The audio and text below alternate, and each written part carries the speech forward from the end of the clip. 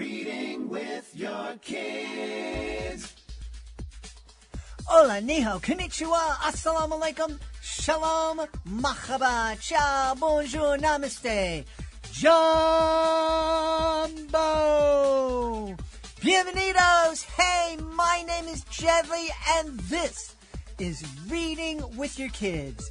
We are coming to you from the beautiful and book-loving neighborhood of Reedville, the loveliest neighborhood in all of Boston, Massachusetts. We are so delighted and so very honored that you're joining us in our mission to help all families grow closer through reading. We do that by sharing fun, thoughtful, and thought-provoking conversations with fascinating people who just happen to be writing books for kids of all ages. And in this episode, they just happen to be coming to us from beautiful Massachusetts. From the historic streets of Boston to the quiet charm of the Berkshires, we're spotlighting remarkable authors, illustrators, and stories with roots right here in the Bay State. Get ready for inspiring conversations with Peter H. Reynolds, Rajani LaRocca, Phaea Crede, and Jen Hill, Scott Magoon, and Todd Grindoll. Of course, our mission in sharing these inspiring stories from Massachusetts is to help all families grow closer through reading. You can join us in our mission by telling all of your family and friends about the show and letting them know that they can hear us on the WREB AM/FM 24/7 radio network. And they can find us on the iHeartRadio app, Spotify, Apple Podcasts, Good Podcast Addict. Wherever you find your favorite shows, you can find Reading with Your Kids. First up, we are traveling just a few miles from our studios in Reedville to the lovely town of Dedham, Massachusetts, where we caught up with Peter H. Reynolds celebrating the dot. Well, you know, we've talked so much about Dedham, we don't have to talk about the dot, so no. Well, Dedham is, we call it Dot Central because this is where the book, The Dot, was thought up and written and illustrated. And I even met the main character, Vashti, in Dedham at a little coffee shop called Mocha Java. And so anyway, that's another story. Well, you know, you mentioned the busload of folks from Japan coming in. The Dot has gone global. You have fans all over the world. Yeah, it's in, I've lost track, but it's well over 25 languages. There's a Braille edition. There are movie editions. There was a musical that's been touring the past 3 years. And it definitely has reached around the world. And of course, there's International Dot Day, which started as an event in a classroom in Iowa. An amazing teacher, Terry Shea, he fell in love with the book and shared it with his kids. And the kids loved it and asked questions, and they decided. They noticed. I think it was on Amazon. It says publication date, and it said September 15th, 2003. So they asked whether or not that was the birthday of the book, and Terry, Mr. Shea, being a great teacher, said, "Well, don't ask me. Ask the author." So they wrote me a letter. They said it's September 15th, the birthday of the book, and I said, that is a marvelous idea. So they had a birthday party for the book. That's the genesis of Dot Day. So they made dots and signed them, and they created a gallery, and they had dot food and dot clothes. And then, of course, he posted on social media, and it goes viral. And here we are 17 years later, and it is now celebrated in 190 countries. And I think we've hit over 34 million dots made. And we have schools, communities, individuals, towns creating dots, but not only creating dots, but thinking about what does that mean, right? What is creativity? What's the value of creativity? Mm-hmm. And also how do we make our mark? How do we have impact? How do we make this world a better place? Because, at the moment, we need a lot of help right now. And so we need to activate everyone's positivity and creativity to make this world a better place. I agree. I'm mentioned here in the podcast, I'm almost 100 years old. And so I think the rest of my time is going to be pretty good. Hopefully I'll be blessed with a few more decades, but definitely looking to the future of my my kids and possibly grandkids, we do need to learn how to become more civil, to be able to speak with each other more respectfully, and be able to disagree with each other respectfully. Yeah. Well, I'm 130 years old, but that's in twin years. So when Paul and I, we celebrated our 100th birthday together, it was a number of years ago now. I remember being in shock when Paul told me that we were 100. And we actually had our birthday party at King's Bowling at Legacy Place. Yeah. Occasionally we do leave Dedham Square, which is our little historic downtown, and we went to King's, which is a lot of fun. So, yeah. So let's talk about the book itself. Sure. Who are we going to meet in the book? You mentioned one of the characters, and what were you when you sat down? It is a picture book. I call it a picture book, not a children's book, because I'm a big believer that great picture books are for all ages. I think adults probably need them more than kids. But in this book, The Dot, we meet a little girl, and she is in her classroom. All the other kids are gone. Presumably, they're at recess. They're playing outside. And for some reason, Vashti she's glued to her chair, not moving. And you see on the desk, there's this blank sheet of paper. And her teacher kind of wanders by, looks into the classroom, and sees Vashti all by herself, and kind of reads the room and realizes, this little kid is having a moment. She's traumatized by this little sheet of paper. So her teacher, being a great teacher, uses one of the tools in the toolkit, which is humor, and she tries to help Vashti chill a little bit. And she says, she looks at the blank sheet of paper, and she's like, "Oh, a polar bear in a snowstorm." And Vashti's not having any of that. She's like, "Very funny, I just can't draw." And her teacher just says, "Make a mark and see where it takes you." And so Vashti, being still feisty, she grabs the marker and she jabs the paper, and she leaves this one little dot behind. And her teacher, being a cool teacher, right, takes it and studies it very carefully as though it was, a masterpiece. And then she hands it back to Vashti, and she says, "Please sign it," which of course is another fun way to get to relax Vashti and kind of surprise her, right? Why would her teacher be asking her to sign something that's just a dot? But she does, because she knows how to.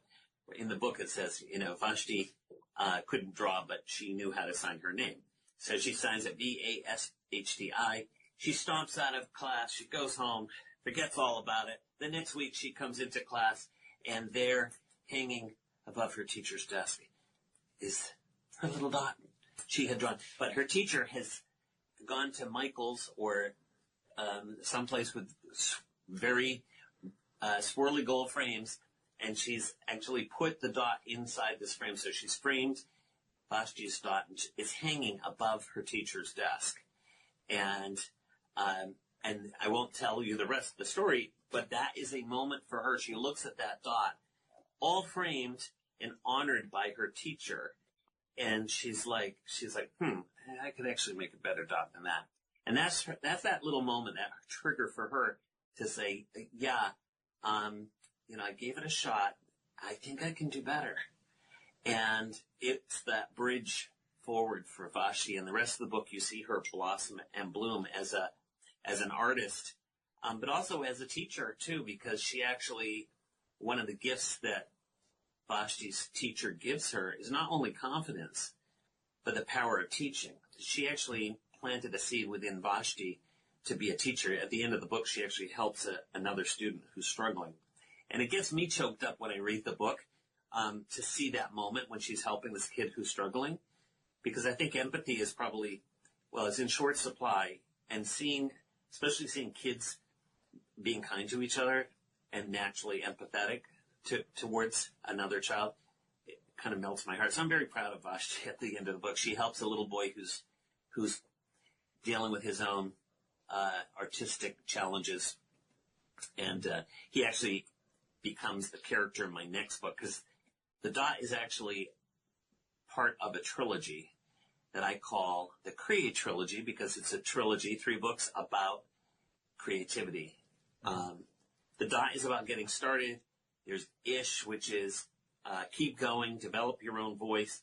And then Sky Color is as long as you've got your creative goggles on, you will never stop learning. There's always something to learn. You never arrive at the destination. You're always learning. I love that. You mentioned that you met Vashti in the coffee shop. Yeah. What was did she know? Does she know that she was the inspiration for this book?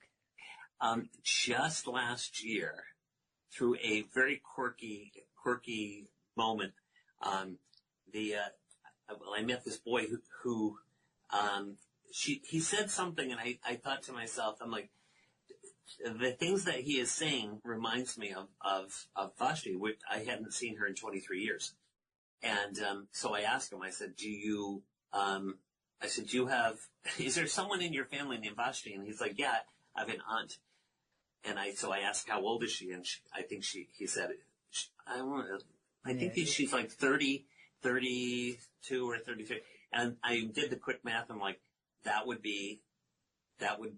work. So I tracked her down and I called her up, and so I reconnected the dots with Vashti. But I met her in Mocha Java.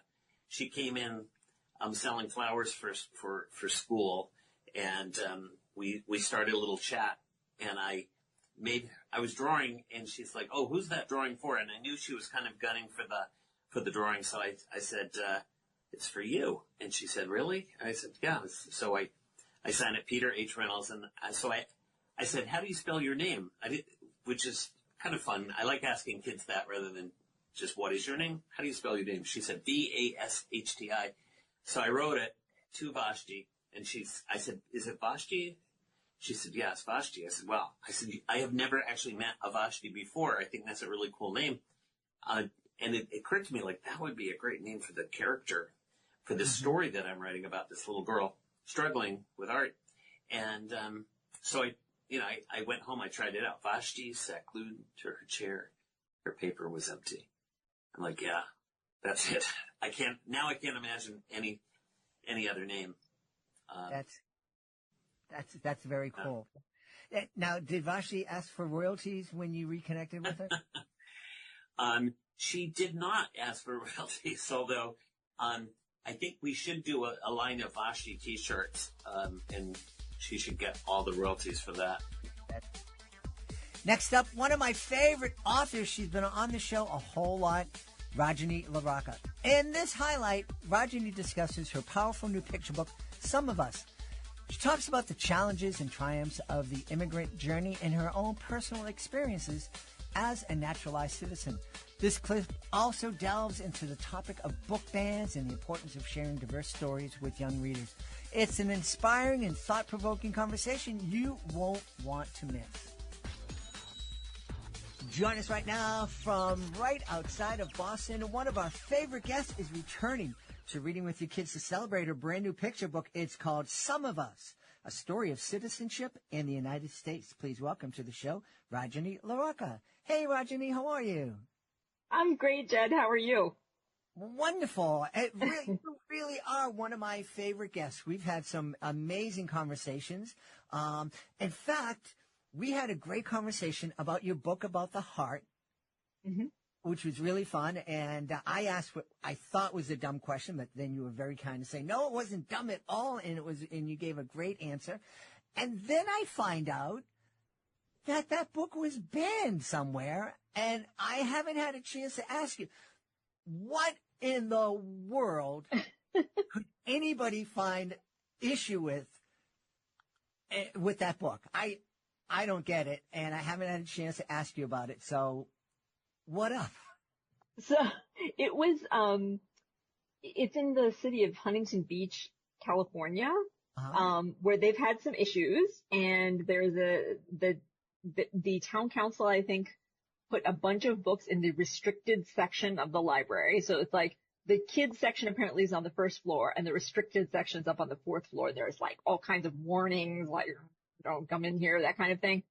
But I only found out about this because I learned that the ACLU and along with several citizens of the town were suing because California has a freedom to read law on the books, and they were suing the town council saying, hey, like, you're not allowed to do this. There's nothing wrong with these books. So in addition to Your One and Only Heart, which is literally a picture book written in poetry about the human heart, they had like Everyone Poops, which is like one of my kids' favorite story picture books from when they were a kid. It was just hilarious.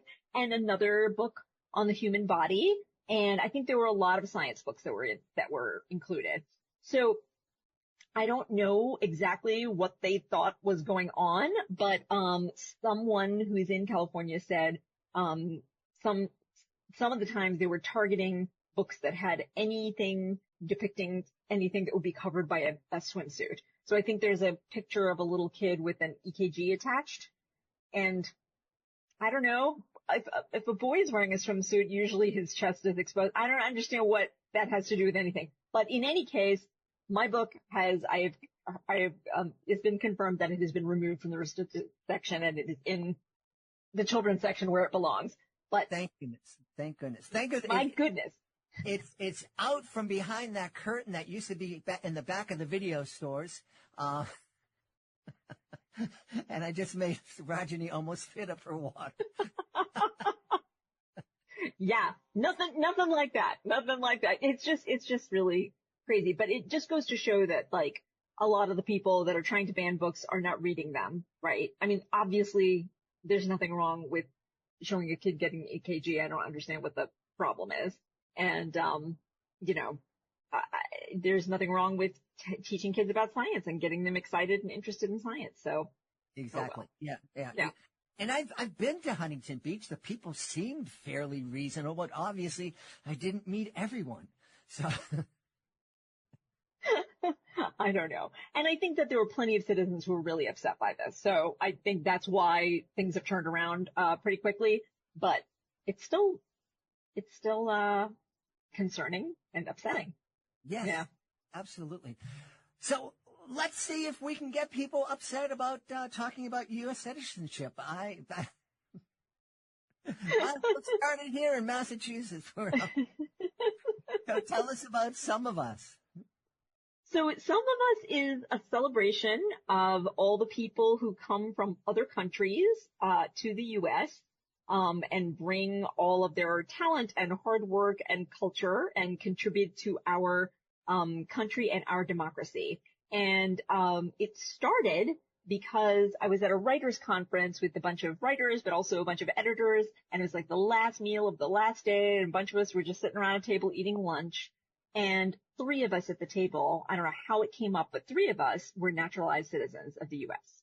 And so we were talking, and as we were talking, we shared our naturalization stories, and I said, there isn't a picture book about this topic, and I think it's really interesting, and I think maybe, I should write that picture book. And one of the editors said, yes, please write the picture book, and I would love to publish it. And so I got all inspired, and I wrote about it. I wrote the draft pretty quickly and then revised it pretty quickly and sent it off. And yeah, so that's the editor who's publishing this book, Jessica Anderson at Christie Ottaviano Books, Little Brown, and she's also a naturalized citizen. So I am a naturalized citizen, she is a naturalized citizen, and the illustrator Hoi Vun Lee, who is originally from Cambodia, is also a naturalized citizen. So everyone working on this book is a naturalized citizen, which is so cool. That is very cool. And the process of naturalization, I think, what a perfect topic to speak not only to kids.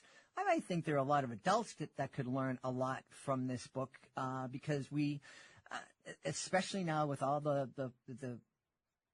arguing about immigration and whatnot, I think it's time we should step back and learn so that when we're having conversations with people, we know what we're talking about. We're not just repeating things that someone that entertains us is shouting on TV.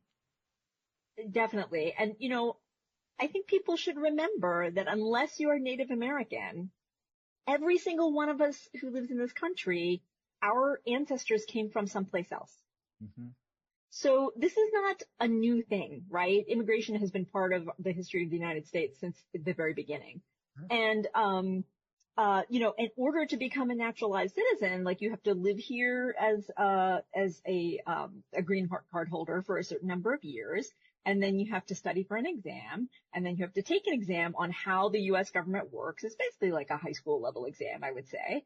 And then you swear an oath to our country, and you swear an oath to the Constitution of our country, right? Not to a specific person, not to Congress, not to the president, but to the Constitution and the ideals for which this country stands.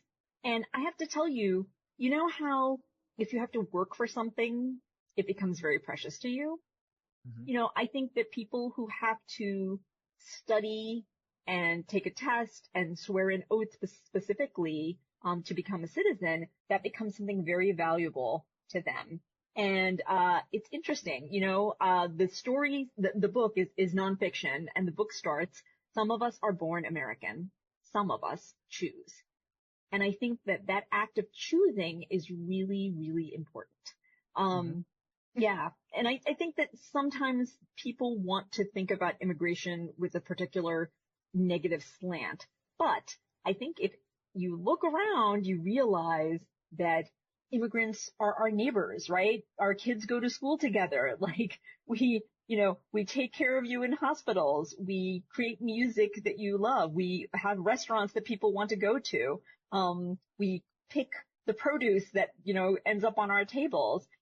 There's so many jobs that immigrants do. A lot of them are scientists. Some people, come to the United States to flee something horrible that is happening in their country of origin. And of course, that should be something that we should care about, because the United States is supposed to be the beacon of safety and freedom and liberty, right? That's what we've always been to the world. So of course we want to welcome in people who are fleeing something horrific in their own country. But lots of people come from other countries because they have a lot to give our country. We ask them to come. We invite them to come. So there's all kinds of ways to be an immigrant, and I think they're all important to consider. Yeah. This next highlight is so much fun. We are joined by the dynamic duo behind Princess Battle Royale. Wonderful picture book from author Phaea Crede and illustrator Jen Hill. Phaea brings her creative talents and Massachusetts spirit to this laugh-out-loud adventure, and Jen goes right along with her, where classic fairy tale princesses trade ball gowns for wrestling gear. Get ready for an inspiring and hilarious look at how imagination, childhood play, and a love for storytelling come together in one unforgettable picture book. We are in for a treat right now. We have the author and illustrator of Princess Battle Royale first. Coming to us from beautiful Massachusetts, the author Phaea Crede. Phaea, how are you? I'm awesome, Jen, and it's actually Royale. Royale? Oh, yes. Excuse me. No, that's okay. On the end. And Phaea, I usually see Phaea dressed as a pizza. However, today she is dressed like a character in Princess Battle Royale, like a gorgeous lady of wrestling. Yes. Awesome. That's what I'm going for today. And joining us from Brooklyn, the illustrator, Jen Hill. Hey, Jen, how are you? Hello. I'm great. And, I have to, both of these women have huge smiles on their face. And so and we've been laughing ever since we first connected. I just know that Princess Battle Royale is just a laugh riot. I hope so. Yeah, I think it's action-packed. The words are funny, but I can tell you the illustrations are so funny and so good. I really feel like dream team material right here between me and Jen, and I'm so proud to have done this project with her because it is really funny and very violent. And yeah, it's a gift when you get to laugh while you're drawing. Like when you're coming up with ideas because the script is so great, I'm like cracking myself up. Awesome. So it was such a joy to do this book. Well, when I read the description that Phaea sent with the request for the interview, she said, "Gorgeous ladies of wrestling, meet the Brothers Grimm." And I'm like, oh, we have to talk about this book. Yeah, that was my pitch originally. I think it feels so natural to me, the combination, but I don't think it's ever been done before. If it has, then no, we don't want to talk about that. But yeah. Well, it may have been done on an adult wrestling show at some point, but probably not in a picture book. Probably not, yeah. So why don't you start and just give us an idea of Battle Royale? Who are we going to meet in this mixed magical arts chaos?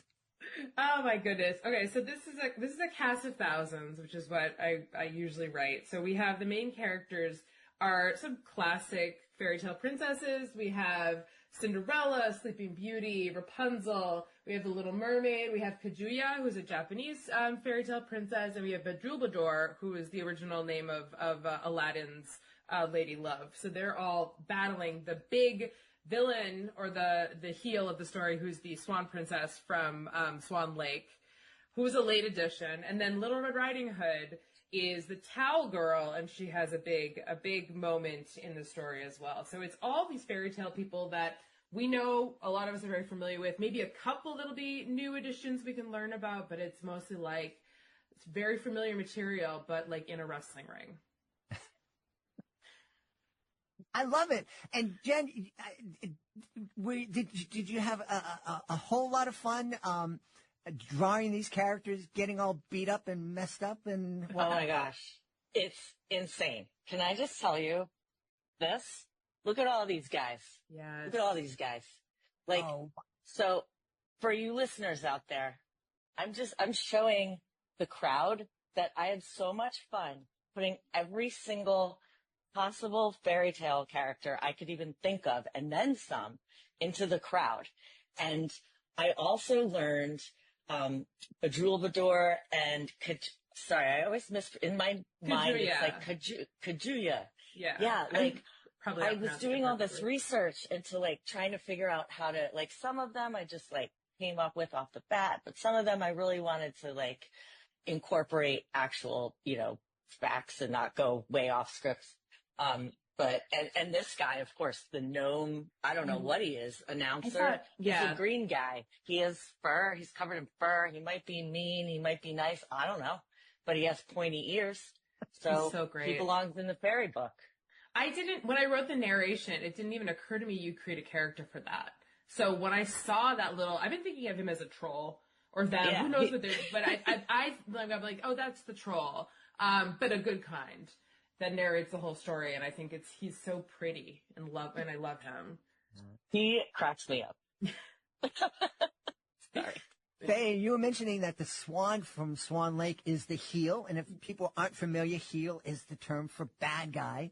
Yes. And I had my son was chosen to play Herod in the Easter pageant at his for school play or Christmas pageant. And I remember beforehand I saw him in the hallway and he was all nervous. He was really, really kind of freaking out. Bobby, I don't know what to do. And I go, Chris, Herod, he was a heel. Just play him as a heel. And he went out and talking about knocking it out of the park. The kid went out, the microphone wasn't working, and he threw it down. He goes, I don't need no microphone. Perfect. He's just screaming at this. It's great. Herod would be a good heel if we ever did that kind of picture book. But I thought you were going to say Jesus Christ Superstar. And he's got that wonderful musical number. And I was like, yes, that's a great part. But just being a baddie. I think being a baddie is good. And I love like having a baddie be such a big character. In the story, I based a lot of the trash talking that the Swan does off of Randy Savage, of course, who went from heel to face. Face is what we call the good characters. And I think the ultimate face of this book is Kaguya. She's definitely she's the crowd favorite. And she gets to do a move that's real called moonsault, which is one of my favorite wrestling moves where you do a backflip off the top ropes. Everything else is made up. Yeah, that's a real move. I didn't know that was real. Then we'll go. I just made it up. You did it perfectly. Oh, whoa. You did it perfectly. That's like blowing my mind. Yeah, we'll go wrestling. We'll go, maybe not together, but we'll go see wrestling. And usually there's like one, at least a match, and it's like the greatest thing that's ever existed. It's so cool.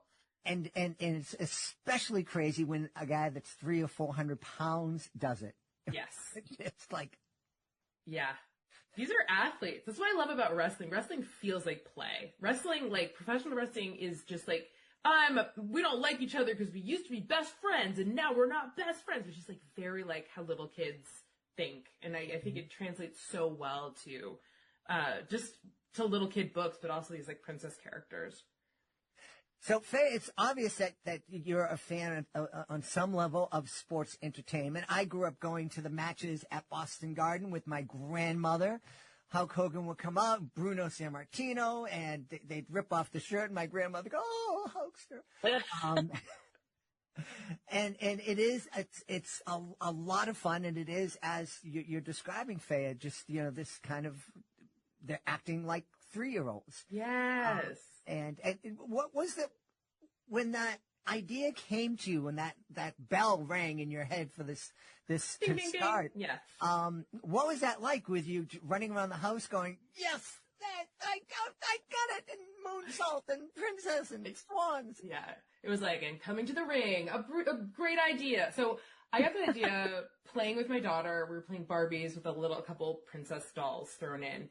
And I think she had this elaborate game that we would do. It would be like fashion show, but then also they'd be competing to be warriors. And so we were doing sort of the warrior section of the play. And I had a Rapunzel doll, and I was just making up all these moves for Rapunzel, like the hair whip and tying with the hair. And I was like, this is so easy to map onto like fighting moves and wrestling moves, which is something, I think my kids love wrestling each other. We used to like sort of, like a bed, like a parent's bed is a perfect wrestling ring. So a lot of kids, I think, do this sort of like wrestling moves. It's like this original play thing that we can like do in a safe way. So everything sort of like started forming in my head, and really it became a game of like, what princess with what move. Like there was no plot. It was just kind of like, okay, so we've got, Sleeping Beauty, sleeper holds. We've got, Little Mermaid, she's got a tail. What can I do with a tail? So the plot kind of was like secondary, maybe even like tertiary to the sort of developing the characters or their abilities even. Their personalities came way down the process. But I did feel like it's something that I also, I was not a huge wrestling fan, but I had this idea and I thought I need to get into wrestling to understand really what's going on. I knew like the basics. I knew Hulk Hogan. I knew Macho Man. I knew like some of that stuff. Roddy Piper. Jen and I were talking about Roddy Piper, but I started watching not WWE, but the AEW, All Elite Wrestling, because my friend Tommy Ray, shout out to Tommy, recommended it, and it blew my mind because it was everything I love in entertainment. It was like heightened. It was flamboyant. It was almost like drag, but athletic. We could scream together. We could yell together. Like I knew that it was maybe not real in one sense, but in some sense, like they're really doing this. Those are the athletes are really doing this. Especially the female athletes that are part of AEW are so incredible and funny, so funny, and I felt like laughing and enjoying this violence. In a wholesome way. I was like, this is like such a perfect quagmire of ridiculous things that make me happy. And I think other kids, I just labeled myself a kid. But I think children and other adults that are children at heart will like get into it, sort of understand the silliness, but it feels important to win a belt. Next up, author and illustrator Scott Magoon. In this highlight, Scott shares a heartfelt inspiration behind his book, There's No Place Like Gnomes, reflecting on backyard discoveries, building strong communities, and how stories, both on the page and in real life, bring us closer together. My friends, this is going to be a great interview. We tried to do this yesterday, but the conversation was so hot, it melted our guest's phone. Literally, it's crazy. Joining us to celebrate his new picture book, There's No Place Like Gnomes. Please welcome back to the show, Scott Magoon. Scott, hey, how are you? Hey, Jed, I'm very well. How are you? Great to be back. I'm delighted to have you back. No one's been back so quickly, I have to say. My pleasure. I'm honored. You were yesterday. You were talking to me between sessions of a live event that you were doing. How did the live event go for you? It went well. As it went well, and as I was talking about with you yesterday, you never really know. You kind of have to just go in with an open mind, read the room, kind of react to what the students and teachers are sort of saying to you and giving to you and presenting to you. I mean, I have my material that I have prepared for every talk, but there has to be some wiggle room and some flexibility based on what the questions are, the energy in the room, the dynamic in the room. But yesterday went well, and they usually do, Jed. I got to be honest. They tend to go really well because kids are just so eager to. They're happy to see me. The teachers are happy to see me. Because it's a break in their days, a change in their routine. I'm happy to be there because it recharges my batteries to meet with readers of my books. Mm-hmm. And it's just a good energy overall. So it's usually, by and large, a really great time when I get together with students, teachers, and librarians. Yeah.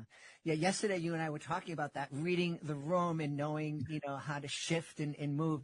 I'm wearing my Clowns Without Borders T-shirt today, and you just reminded me when I was down touring El Salvador a couple of years ago.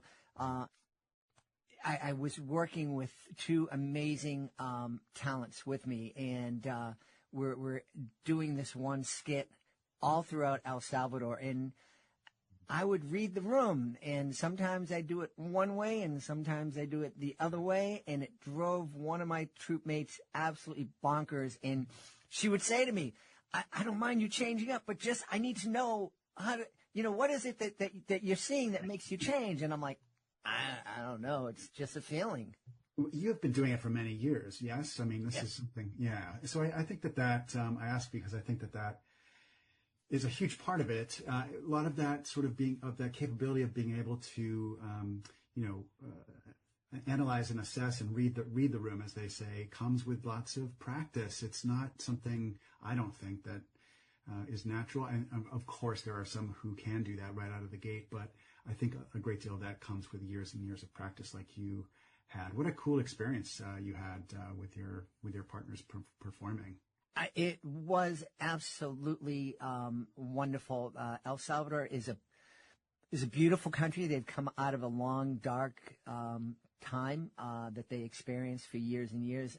It's incredibly safe at the moment in most parts of the country. It's gorgeous. And yeah, I'd love to get down there. Every time here, you and I both live in Massachusetts, and everywhere you look, there's a Dunkin' Donuts. And, but down in El Salvador, everywhere you look, there's a volcano. Wow. Very volcanic down there. Yeah. I think I'm going to guess 6, but I think it's closer. It's in the teens. Wow. As to how many, and many of them are still active, although thankfully they haven't erupted for quite a while. Right. Interesting. Yeah. I guess I knew Ecuador had lots of volcanic activity. I didn't realize that El Salvador was quite as active as it is. Yeah. I had the pleasure in Costa Rica of hiking up to the top of a volcano, an active volcano, which was it. I was excited, but when we got into it and we're hiking up and we have to wear a helmet because it might happen. And then there's all these, every few hundred yards, there's this bunker that, you run into if the siren goes off because the rocks are flying. Right. You get to the top and you can smell the sulfur coming out of the lava. And it's like, wow, this is cool, but it's also a little bit terrifying. Yeah. A unique experience too. I mean, where else are you going to sort of get that sort of pyroclastic flow raining down and the smell of sulfur in the air? It's just a unique point on our planet that you just don't get anywhere else. That's amazing. That's so cool. It really was. And what else is cool is being able to talk to somebody like you. You like that segue? I did, yeah. Being able to talk to somebody who's created so many fantastic books, both your own that you've written and illustrated, like There's No Place Like Gnomes, right, and other illustrating for other authors.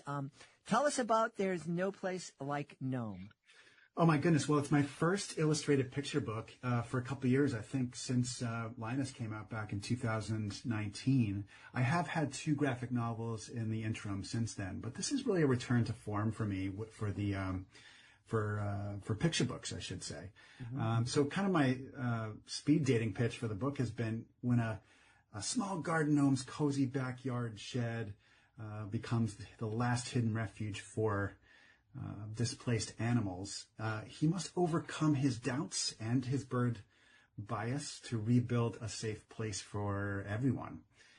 It's kind of a warm, witty, I hope, tale of resilience, inclusion, and regrowing what we've lost. Yeah. It's a beautiful.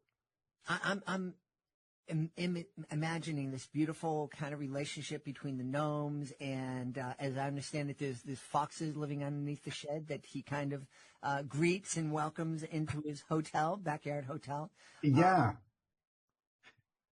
In fact, it's funny you picked up on that, because those are the very foxes that inspired the whole story to begin with. At least the genesis of this story was we have a backyard shed, and under which lived, I would say, 3, maybe 4 kits, baby foxes, for a brief time a couple springs ago. And not far from that same shed, we have a garden gnome, and it hit me. It's like, man, it's like we have like an animal hotel back there. Year over year, we had, woodchucks would be back there, raccoons, squirrels, chipmunks, and this year it was foxes. And of course, when I saw the gnome, I thought of him as the hotelier of our backyard shed. So, you know what they say, Jed, shed happens. And I was inspired by the shed and the gnome standing next to it. And that's kind of how this story came about initially. And then it sort of took on this other life of community building, weaving together a community and coming together in a time of crisis. So that part kind of came after the Fox inspiration. But you never know where stories are going to go, where your creative mind kind of wanders as you write. And that's where it led me, was this sort of, let's reconnect, let's reweave the community threads that have come untangled over the years, I think, is something that I wanted to address in this story. We can do great things when we come together, both the biggest of us and the smallest of us. And case in point with Gnome, being the smallest of us, if you will, shows that to be true in this story. So I hope that comes across to readers. I think it will. I think it's pretty clear when you read the book what we're going for here, what I'm going for here. Yeah. One of the things, as you were speaking, I'm thinking, what a cool thing, if there's no place like Gnome at the end of the reading of the book, or at the end of the 15th reading of the book, a family would be inspired to go out and to get to know their neighbors a little bit better. Gosh, I would love that. I mean, and that can be a large gesture. It could be having them over for a meal. It could be a simple wave. Mm-hmm. When they saw them, I would love to wave to my neighbors. I try to catch my neighbor's eye in the friendliest way possible, just to sort of acknowledge them. But so often, unfortunately, it's just, and understandably, people don't connect with just a wave or a simple how do you do? But I mean, of course, I completely understand why they don't, given the way the world is. But gosh, it would be nice just to have a nice hello more often in neighborhoods, I think. So, yeah, if the book somehow inspires any kind of connection with neighbors, my job is done. I would love that. I think that anything we can do to reconnect with others is sorely needed and a welcome thing these days. Last but certainly not least, in our Best of Massachusetts episode, we spotlight an unforgettable conversation with Dr. Todd Grindoll.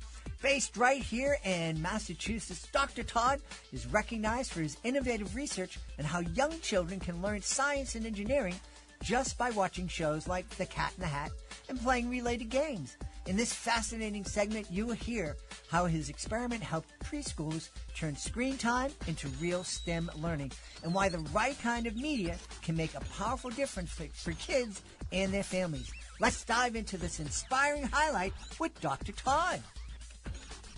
We are going to learn something today. Our guest is coming to us from not too far away. Probably, there are probably, I don't know, 75, 80 Dunkin' Donuts between you and I, Todd, here in Massachusetts. And we're going to be talking about the Cat in the Hat. Knows a lot about that. Please welcome to the show, Todd Grindoll. Hey, Todd, how are you?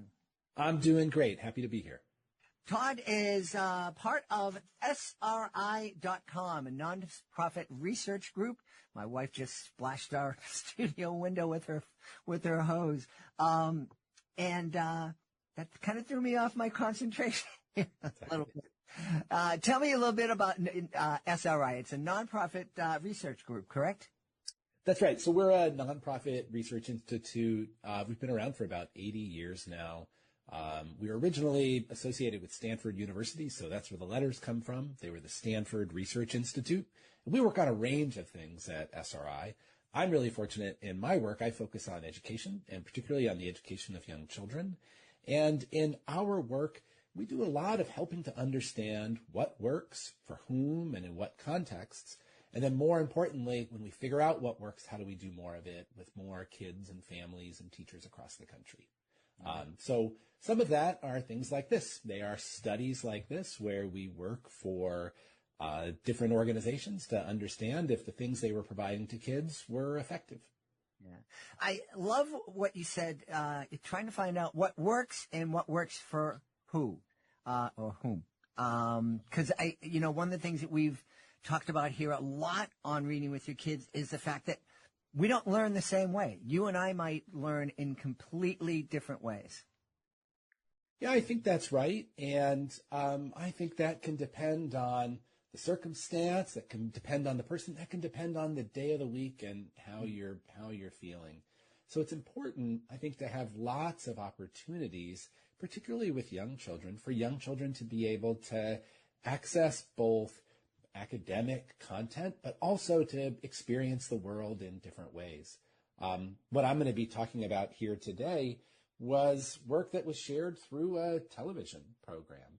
And that was one of the key questions. We wanted to understand whether preschool age children can learn science and engineering skills by watching a television show and playing with the associated media. And fortunately for us, we have the Ready to Learn program. So this is a program that's part of PBS Kids, and they have throughout their 30 years been committed to understanding whether those programs and those services that they're providing to kids and families, are they actually having the effects that are intended? So they asked us to do a study, a real experiment. We were going to experiment to see if the children who got access to this show learned things differently than children who didn't get access to the show. So I'm excited to know the results. Did they learn? So they did. What we found was really encouraging. So to back up, when I said we do an experiment, how do you do an experiment with children? So we gathered 450 children and families, 4- and 5-year-old children from across the United States.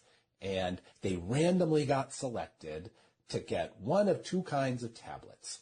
One tablet had all of these Cat in the Hat shows and games loaded onto the tablet, and the other tablet, all of those things were blocked. And it was just a normal tablet that they could use under their parents' supervision. We asked the parents who received the tablet with the blocked materials to have the children use it for educational purposes, but we didn't explain that. We did the study in 5 cities from across the United States and focused on families whose household incomes were less than $50,000 a year. And we gave them these materials, and the focus of that season of the Cat in the Hat, this was season 3 of Cat in the Hat, was on helping explain some really basic science and engineering concepts. So things like what makes a bridge stable, And how did different surfaces affect sliding? And so those things weren't presented in the way that you would in a high school class. Here are the properties of physics. It was the cat with his band of friends playing different games and working through all of those different activities and having fun doing it. And what we found was in that experiment, after just 8 weeks, we tested them at the beginning. What do they know about these things? What can they do? We tested them 8 weeks later. And we found that those children who'd gotten access to the cat and hat materials, they were able to do tasks like to build a bridge with stronger structure and stability. They were able to better describe which car is going to go faster down this incline and why. What are the words behind it?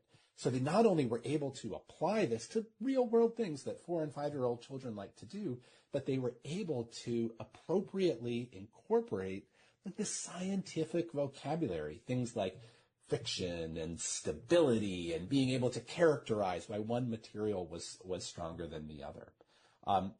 Sometimes we think about science, particularly with young children. I'm a parent of children who are a little bit older now, but I remember this when my children were younger and thinking that they're too young for science, right? Science is something that happens in high school and beyond, but it's not.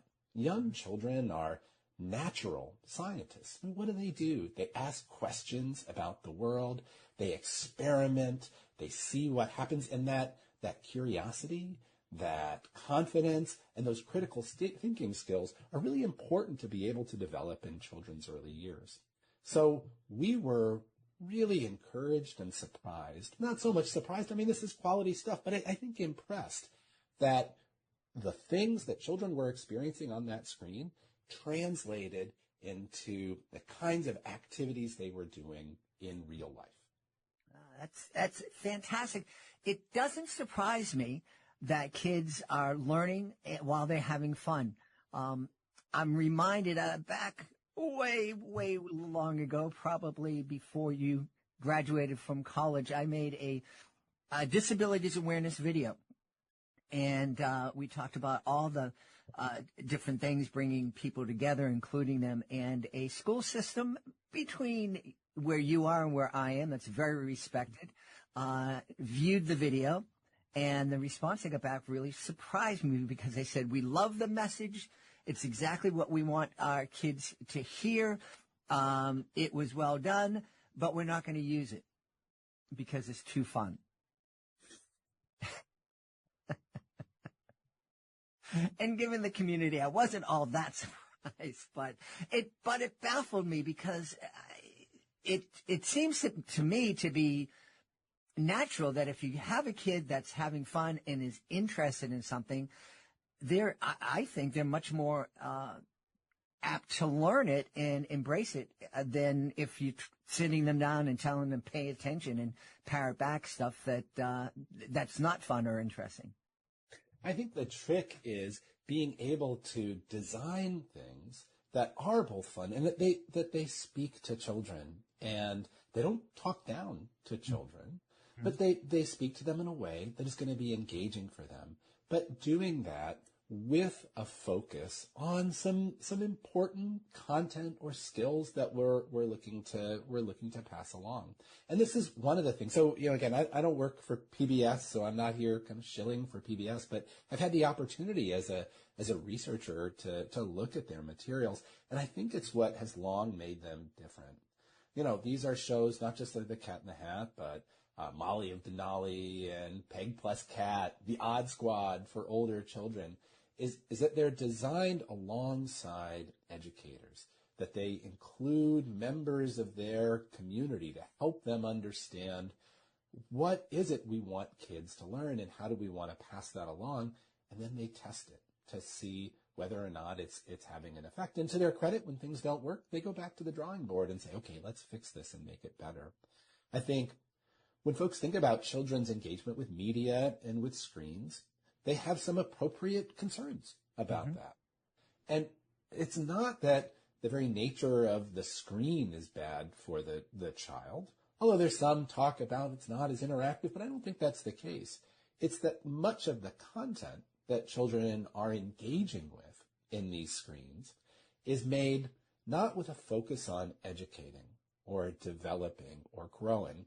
It's made with a focus on monetizing their engagement. Mm-hmm. And I think when that's your approach, I think you focus on different things.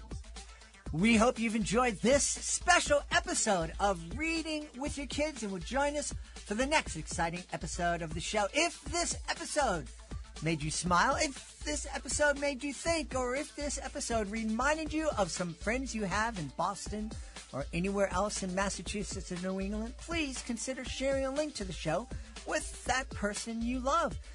Also, please consider leaving a 5-star review and subscribing to the show wherever you find your favorite shows. Want to thank the folks who made today's show so wonderful, starting with our guest, our Best of Massachusetts guest, Peter H. Reynolds, Rajani LaRocca, Phaea Crede, and Jen Hill, Scott Magoon, and Dr. Todd Grindoll. I want to thank my team, Fatima Khan, Chris Doherty. I want to thank my beautiful wife for all the support she gives me. Most of all, we want to thank you. Thank you so very much for making 2025 a wonderful year for you and your family. We hope that 2026 will be an even better year for you and your family. And we thank you not only for joining us here on Reading with Your Kids, but for helping to make the world a better, more caring, more loving place. And you do that every time you read with your kids. I'll be looking for you on the next episode of Reading with Your Kids.